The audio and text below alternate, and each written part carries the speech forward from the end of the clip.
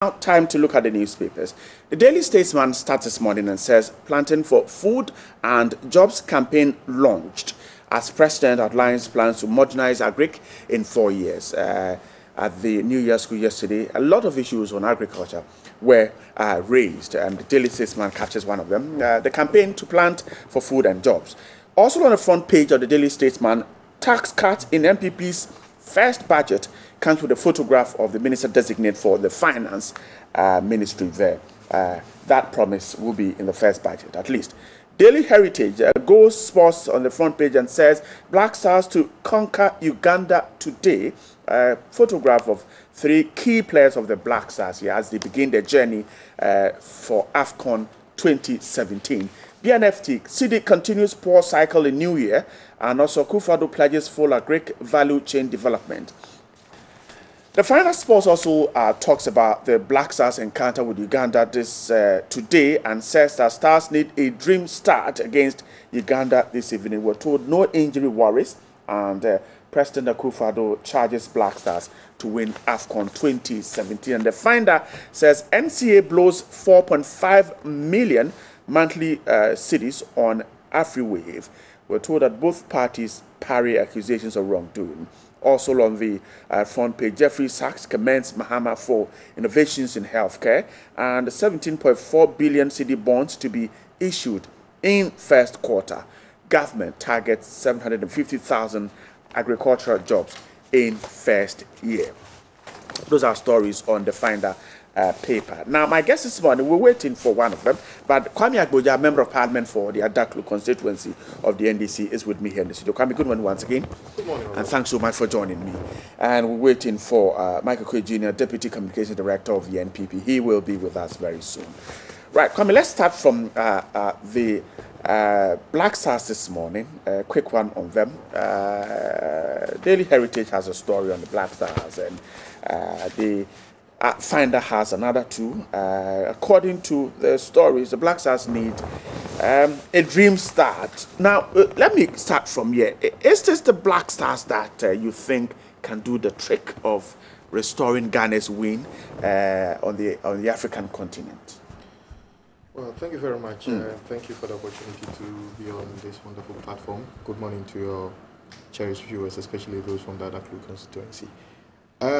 Black Stars is, they are the stars of Ghana. Right. They are our national team. It's the team that has got the spirit of the nation behind them, and that has been demonstrated several times in our history.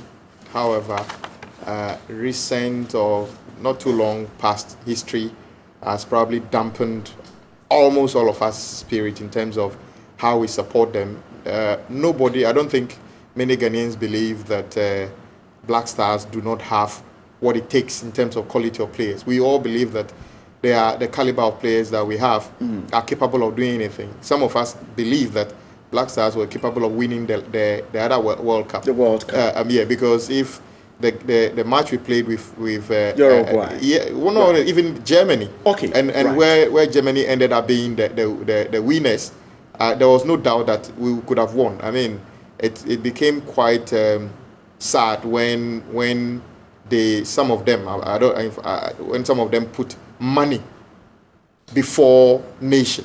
That is when they will basically refuse to come out of their hotel rooms, demanding, if you don't give us money, we will not play and other things.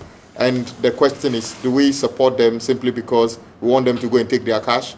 But I think we've crossed that boundary as well. I think the wish and aspiration of every Ghanaian is to pray and hope that the Black Stars will deliver the goods this time round. I have no doubt we still have almost the same number of players that we can call good quality players available to do it. So I would say that if they wish or if they want, they can do it. If they want, they can do whatever they like again, because I have no doubt they are capable of winning the cup.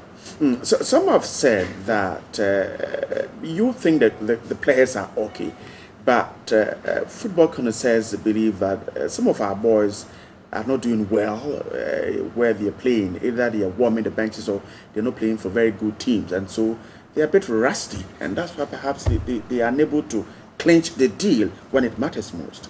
Well, I mean, that's what I used an example of the other World Cup. I mean, there were players that were not known much, and they were in the team. They did well, and I believe every sport discipline takes precedence over the kind of team you play. I have no doubt.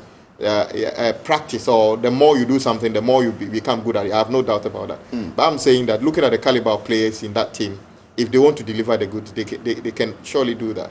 I know we know teams that had almost all their players playing in their local leagues, and they went for tournaments and they did better than us. So it's not merely by playing in Europe or other things. Top flight team. No, it doesn't necessarily work like that.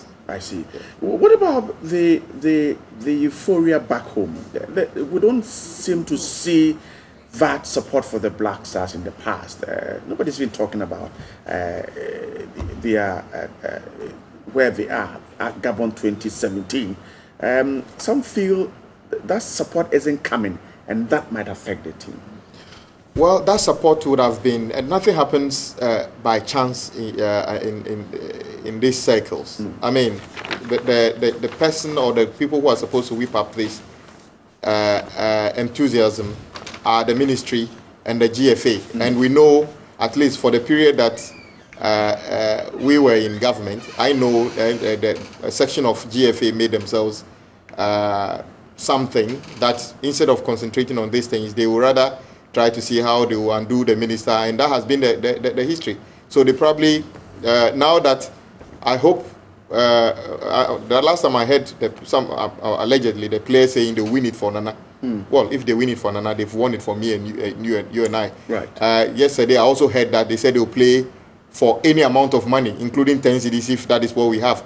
I hope, if they said this in the other tournaments, that we had the issue about 100,000, like the support base would have been here. So we've crossed those bridges.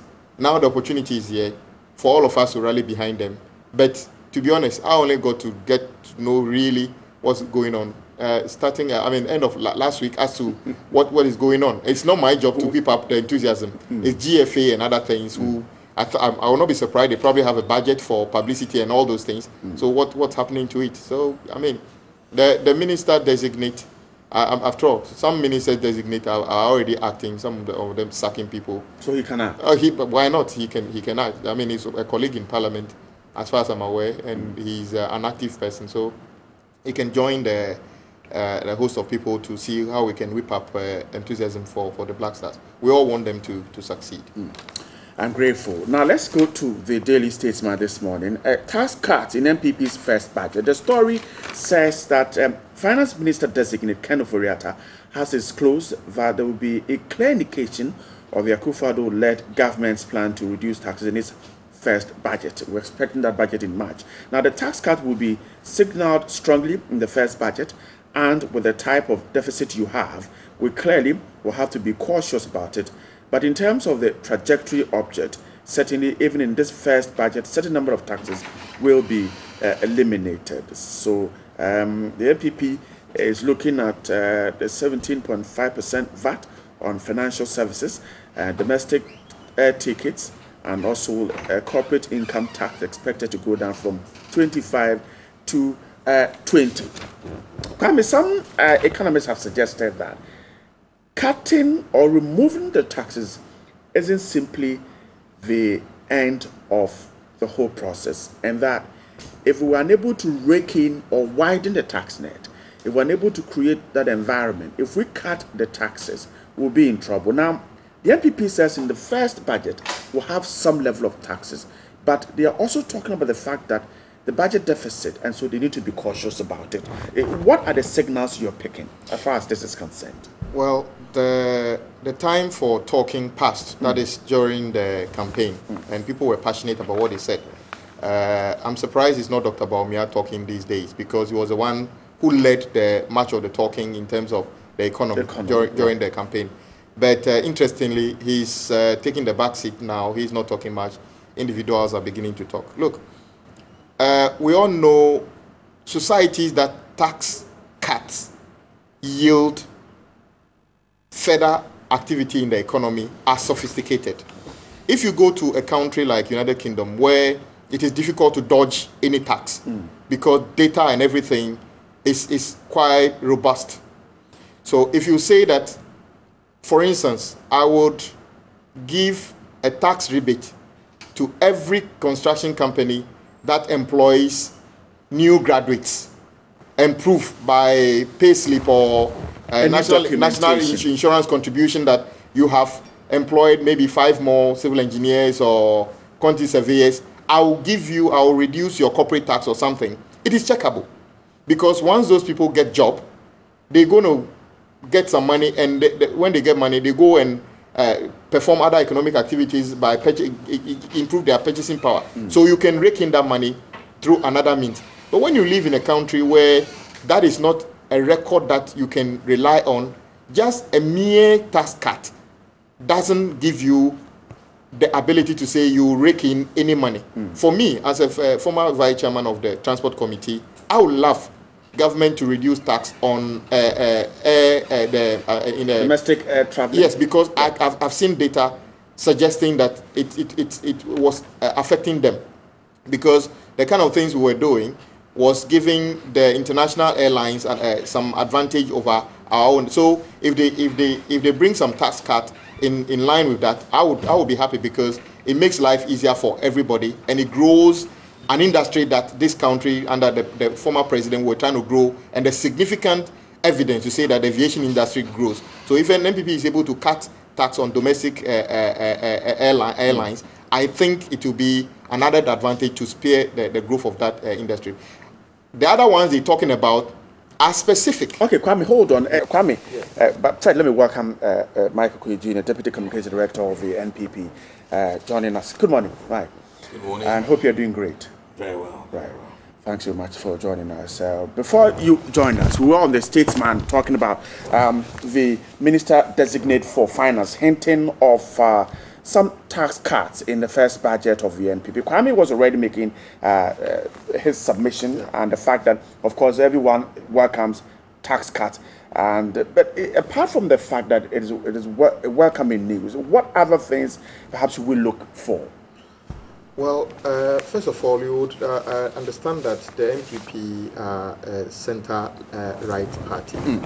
Generally, by principle, they are supposed to run, they're supposed to be less tax, slim government, and let a lot of people take care of themselves. Right. The NDC being centre-left should be have a principle of we can tax more and spend more on people, because government want to do more, especially for the vulnerable. Though that has become a bit of confusion now, because the centre-right party is running, or more or less going to run a bigger government. It will be good for them to do less tax. And I'm saying that as a former vice chairman of a transport committee, I'm aware that, for instance, the investment and things we have done in the aviation industry are remarkable. However, the domestic airlines were having some challenges in terms of the taxes that they were paying, and they made several petitions. And I'm saying that it would be a good idea if the new government can look at those taxes and reduce it for them, because it will inure to the benefit of everybody. However, they have made specific pronouncement on the kind of taxes they want to reduce. So I am saying the public is basically going to be looking out for the reduction, and because some of them, they even mention the quantum of reduction that they want to make. So I'm not sure what they're going to do differently in terms of, well, we can't reduce it as much as we talk about, but when we get to that bridge, we will cross it. But you see, in recent times, talking economics, we have to be careful. There's in one vein, somebody says from government, we are not going to increase taxes or prices of things. In another vein, somebody says another thing. So the flip-flopping may not be really good for the country. You know, just recently, people were saying, well, we will not increase price of fuel and other things. But we know that by the laws of this country, the government cannot basically say we will not increase or reduce fuel prices. They can decide, okay, the government taxes element in those prices will reduce it.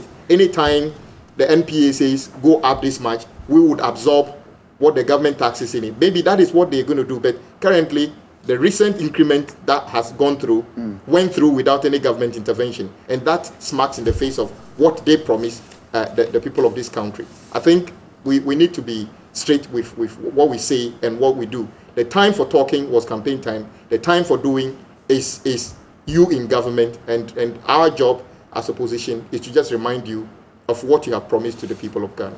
So you're referring to the Minister Designate's statement that utility tariffs and fuel prices would not be increased. Yes, they just got increased, and they did nothing about it. And I'm saying that they have the power to do that.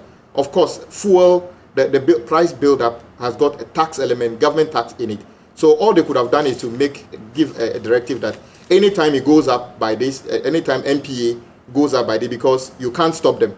If anytime it goes up by this, we would absorb the tax element and to reduce it for people. But on the first occasion, they did nothing about it, so it's gone up. I'm grateful. Mike, the tax issue, the Minister Designate has hinted of some cuts in the first budget. Already, he also said that government will have to be cautious because of the budget deficit, suggesting that government hands are kind of tied because of the huge deficit and need to close it. So how careful should government be in reducing or removing some of these taxes? Yes, sir, thank you very much. Let me start by apologizing for coming in late. As I had already called your studio, there was a huge, very bad accident. And of course, the clearing of the road, I don't even understand. It's as if people had rather come there to gather and watch, just like yesterday's on the motorway accident as well. So there was a big disruption. Of course, I called your studio as quickly as I could to explain what the circumstances were. So I apologize accordingly to viewers, yourself and my brother Abuja. Now, this issue of tax cuts, we all know that, one, Nana Addo Dankwa Akufo-Addo, President of Ghana, was just sworn in on the 7th of January. In the interim, he's putting his team together, and then once the team have been accepted by the parliamentarians, I don't know if my brother is on the same committee. No, he's not on the committee. Then they would start the ball rolling. What Mr. Ofori Atta, the Minister Designate of Finance, has just said is he's giving an inclination as to what we intend to do with our first budget when you know we will be in control. As of now, all the budget that has been sanctioned by Parliament for MPP to touch, and this one is to explain to Ghanaians, because my friends on the other side, they know, but they deliberately always try to twist it on another tangent, is that we are constrained to spend according to what President John Mahama has already determined till March, when we can now start our own trajectory. So for anybody to say, for example, that fuel prices was this and that, and we said we reduced fuel and fuel just went up, we never said we're going to remove the deregulation issues. We said that the tax component, and this was clear. Right, the tax component on fuel. Because for those of us in the industry, one of the biggest alarms we can't understand with this government is that the tax component alone, right, do you know, is between 65 to 70%. Can you imagine? Who does that? And that is said you should have taken off quickly when the new adjustments came. Well, that's why I'm saying that we can only start to reduce taxes when we have given our first budget.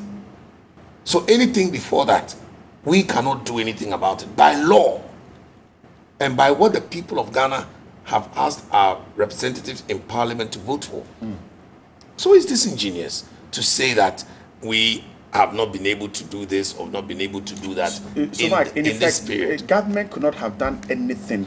Nothing. With the increment. We are not even, even in control. It will be against the law. The ministers. Will it be against the law? Of course, it will be against the law, because there's a budget that's already been allocated, and you cannot go and start any financial issues to do with tax, my brother will tell you, it has to go to Parliament.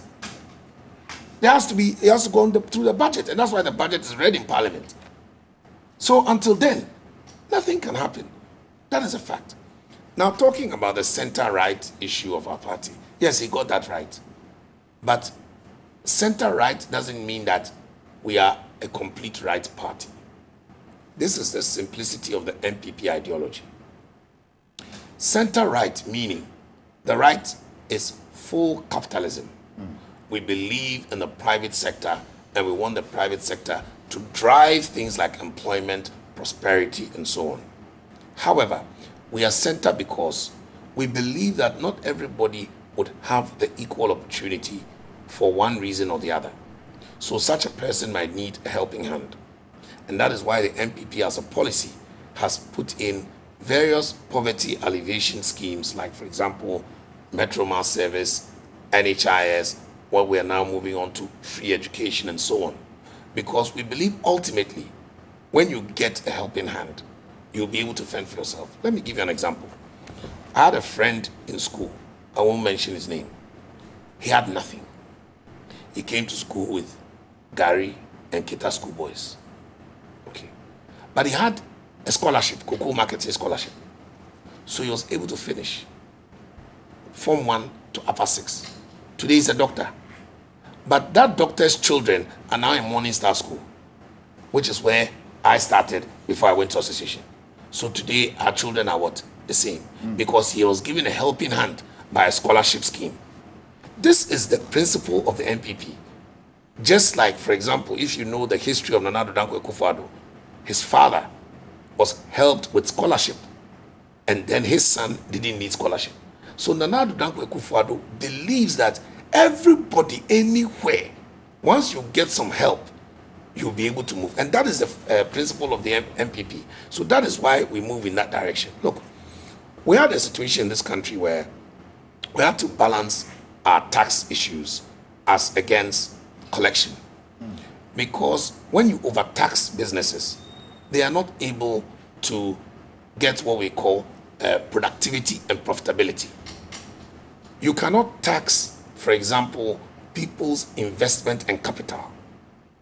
So when we had a situation where capital gains tax, for example, rose from, I think, let me just even confirm it.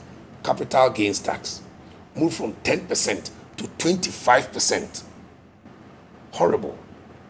Withholding tax, that moved from 15 to 20%.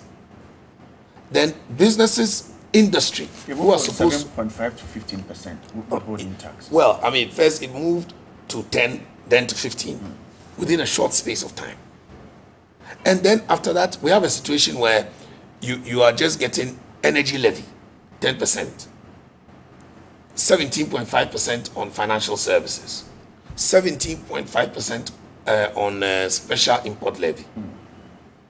The industry in terms of real estate being taxed astronomically. When this happens, this is what led to the bad economy we have. So one of the things we have realized is that we need to reduce some of these taxes. And that is why we have said that one of the things we are going to look at is to reduce corporate tax further by another 5%. From 25 to 20. 25 to 20, even that as a start. And the various promises we gave with regard to even small and medium scale industries to reduce it from 17% to 3% for them, and so on and so forth. And these are things that we've done before. This is the simple idea. If we're able to bring in tax incentives, and I'm very happy that my brother mentioned the advantages of, for example, the airline industry, right, which is one thing we've mentioned, that as far as that is concerned, we are going to reduce taxes, among a plethora of other things that we mentioned. The idea is to stimulate profitability, expansion. And once you are able to do that, for the businesses to expand, they don't feel the choke, a sort of bottleneck on their business, then they would even pay more taxes, because if you are taxing, let's say, $1 million, and you say you want 10% tax, all you're getting is 100,000. But if you have 5% of 100 million, You have a big amount of money there. So these are things that we have to look at to decide that, look, how are we going to go? Where are we going to go? Now, what Mr. Ofori Atta is saying is simple. We have promised certain tax deficits, but we are not going to do it all boom at one go. We are going to achieve it. We have given you a promise which spans a 4-year period. So with the first budget, you are going to see the signal of that tax already coming down. So let's say, for example, we promised 10% cut on something. We won't give 10% cut the very first year. We will maybe go to 2.5% or maybe even 5%. And then slowly we are reducing the tax over the 4-year period to cover the promise. So I want my brother on the other side and any Ghanaian who is genuinely worried that this is not something which means we are going to break our promise. What we intend to do is to keep the promises, but we're going to do it slowly and gradually. Now, if you remember yesterday...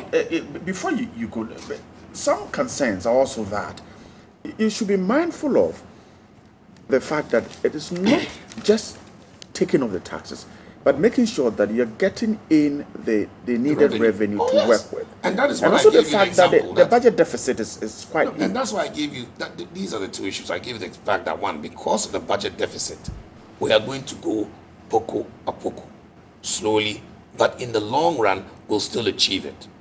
But we all know that you cannot tax your way into prosperity.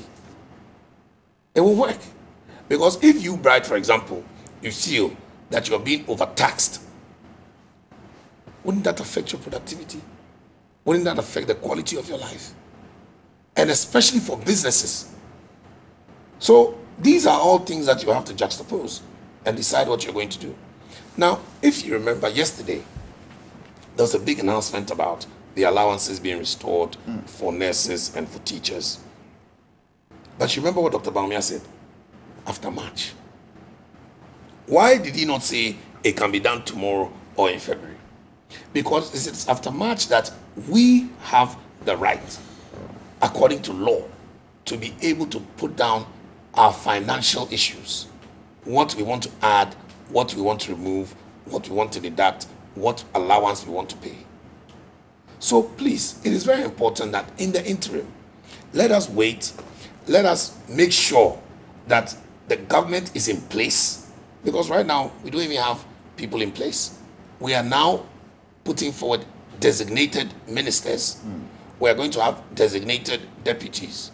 We are going to have people who are going to be chosen for all the various metropolitan and district assemblies. We're also going to have people for the government agencies. Then when the team is put together, as we say realistically, by 6 months' time, everything can work. I remember famously, and I don't know if you do, when a statesman that he is, Nana Addo Dankwa Akufo-Addo, said he is not going to ask the Mahama government to be accountable economic-wise for 6 months because he's going to allow them to bed in. And he said this, and he gave them that space to bed in, start putting the things together. Then you see that, oh, the way this has been done, it may not be good. The way this has been set up, it may not be good.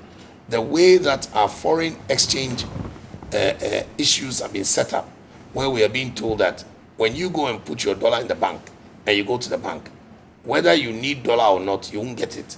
You will get cedis. Then you are discouraging people from going to put their own dollar in the bank. We all saw what happened. Because with that, you could see that they've taken a step and you could predict doom. So we are saying that, wait, let us take the steps. I know that majority of Ghanaians are going to be pleased with what you're doing. Of course, there are some people who, no matter what, they wish that they would either put you under pressure or want you to fail. That is different. But most Ghanaians, they've got hope in President Akufo-Addo. They want to wish him well. They believe that he will put in the right policies and the right people to be able to carry the whole manifesto along. Okay. So that is where we are. That is where you are. Okay, Kwame, a quick one, because for instance, you raised the issue of fuel prices going up, and Mike is suggesting that until a new law comes to Parliament by way of the budget, they cannot act. No, that is not entirely correct. They are actually in charge. We don't have a... But you're working with the budget that was approved by the former parliament. The finance minister does not need parliament to signal what they will do in terms of tax. But we don't have a finance The finance minister designate. Well, we have ministers designate. That is, I keep saying this.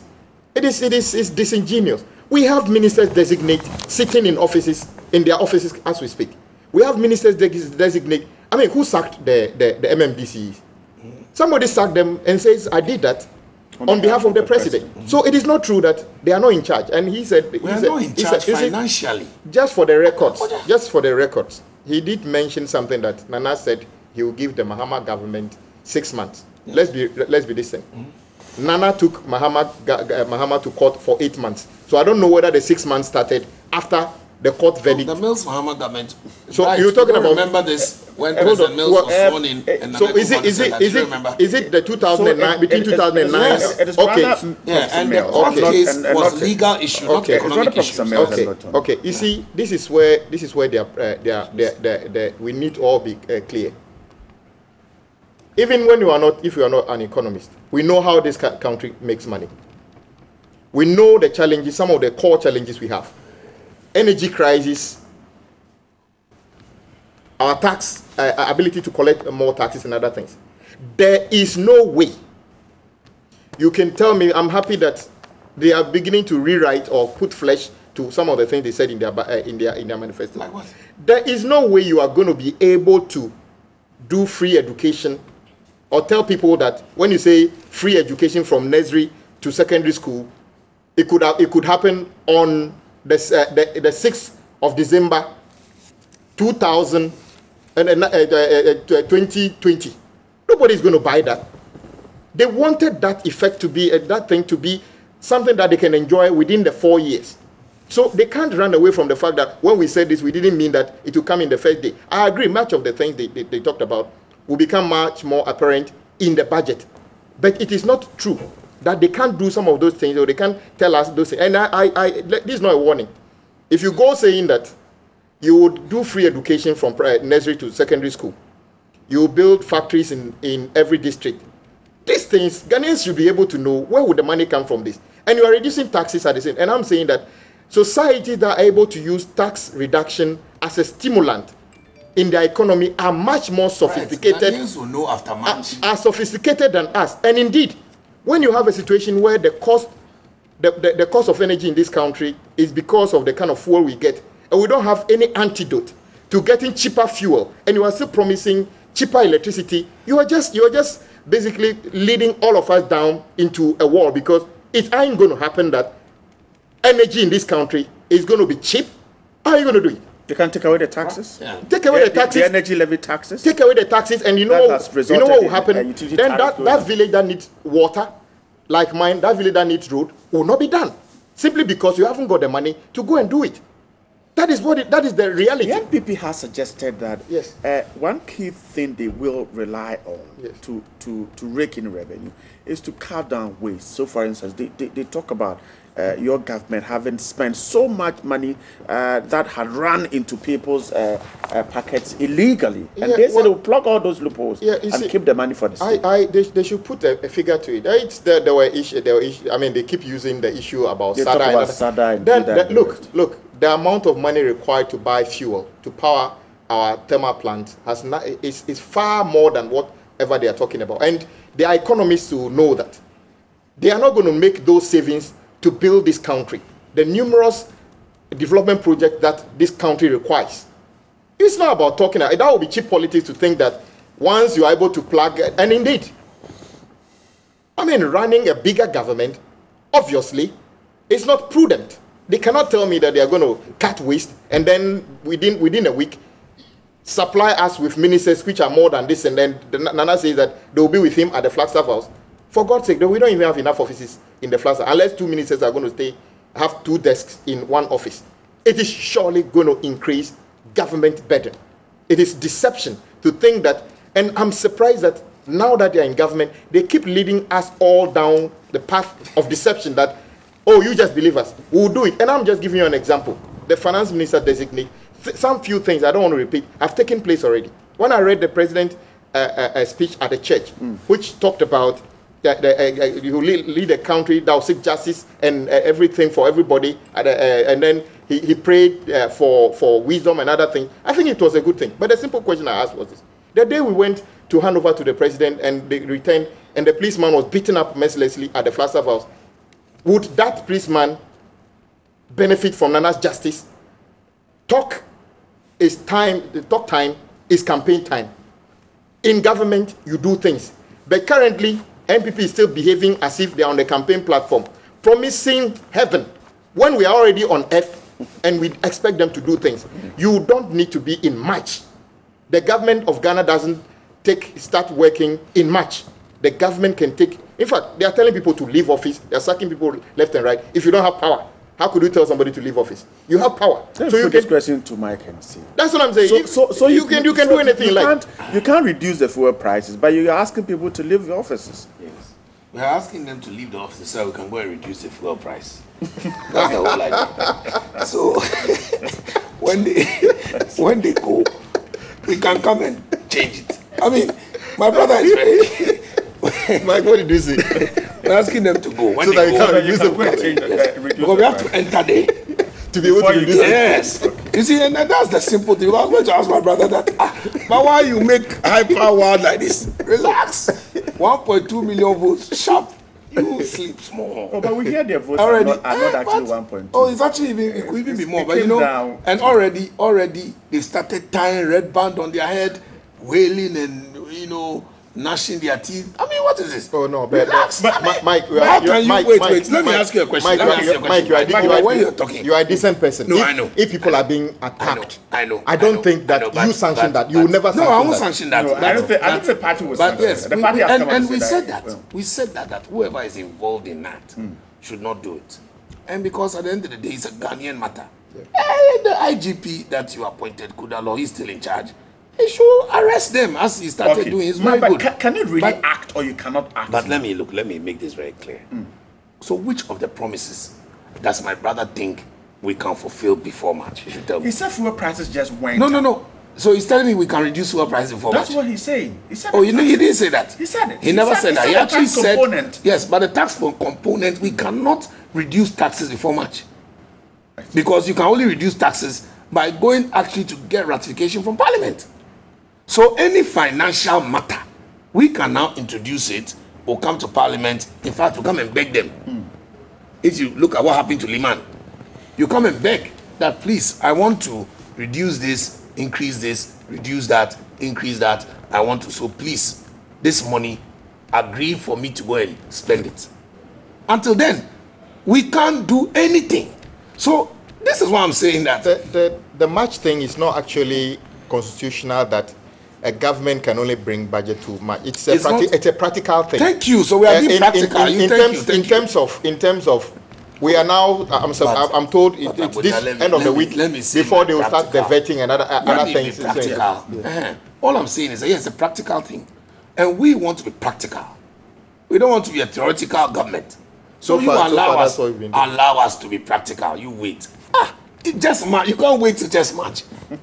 Even when we come, we will beg you. Add your own to it so that you now allow us. Then you give us some 1 year within which to start carrying out. But you didn't give Muhammad that 1 year. Oh, you are even like you took him to court for 8 months, so he didn't even have 4 years. Was on a constitutional issue, not economic issue.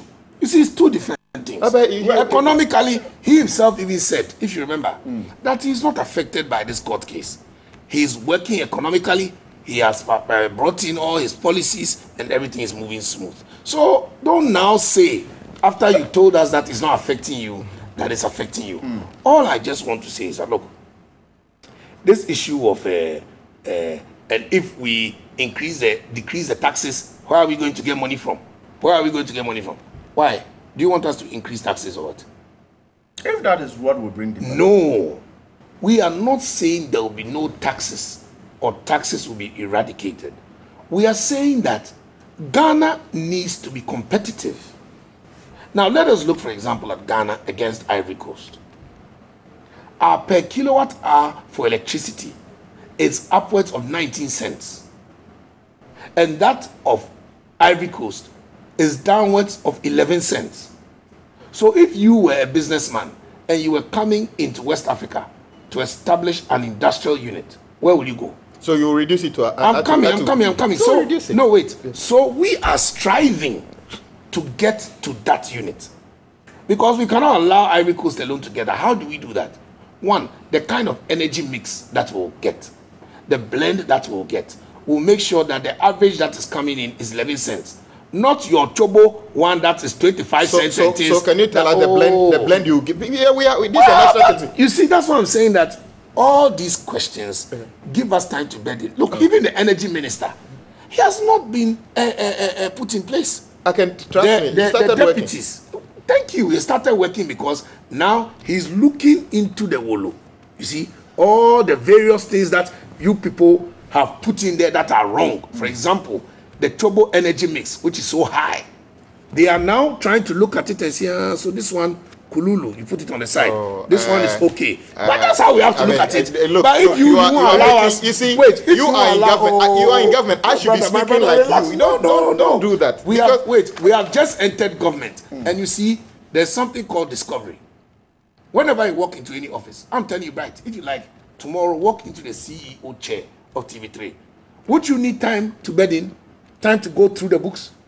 Time to be briefed on what's going on? Yes. So we are taking time to be briefed. My brother doesn't want us to be briefed. He just wants to jumpstart at. But you said you were ready to hit the road running. We are ready to hit the road running when we start running, and the running will start. So we haven't started running. How can we run before we are appointed? Okay. How can a minister run before he's appointed? Just about a minute to go. Yes, we've just run out of time. But let's quickly take 30 seconds each from this. And Anado's campaign on agriculture, he talks about planting for jobs and for food. We're told a daily graphic talks about high cost of food must end. The Ghanaian Times talks about agri sector will develop. President Akufo-Addo is optimistic, and the agri minister designate talks about a campaign planting for food and for jobs, planting food for jobs. A quick one, we've run out of time. Kwame, agriculture, boosting it and getting what we need from that in pushing our development. Which way do we go? Yes, but the fact is food price inflation in this country has been coming down marginally. So if they come and do more to improve agriculture, we'll all be happy. But I keep saying this. This is all just fine English so far. And he's saying that it's from March. He said we should wait till we should wait till March. Agriculture, or is it not agriculture you're talking about? They promise in my constituency, in my district, what they promise in terms of our factory is a palm, they call it palm nut factory. I don't know the meaning of a palm nut because palm nut is not a refined product. And I've been telling them, and I'm repeating it to them, there are no palm plantations in Adaklu. So I don't know what palm factory you are coming to set up. So if these are the premises on which they are projecting their food food production boom and other things, they are already starting on the false premise. Ghanaians already engage in agriculture. They need investment. Unless they tell me that they will be able to compel the banks and the financial institutions to give farmers a more favorable loans to be able to carry out their farming, they are not talking. I mean, the government is not going to set up state farms, are they? They need to be telling us how they're going to stimulate agriculture by putting in the investment that is credit to farmers, services and other things. Then we'll be talking. But the fine English so far, and we have to wait and listen to this fine English for another 3 months, is going to be a bit challenging in our ears. I see. Mike, so the talk is about using ICT in agriculture in order to increase food, the use of ICT, mobile telephony in modernizing agriculture.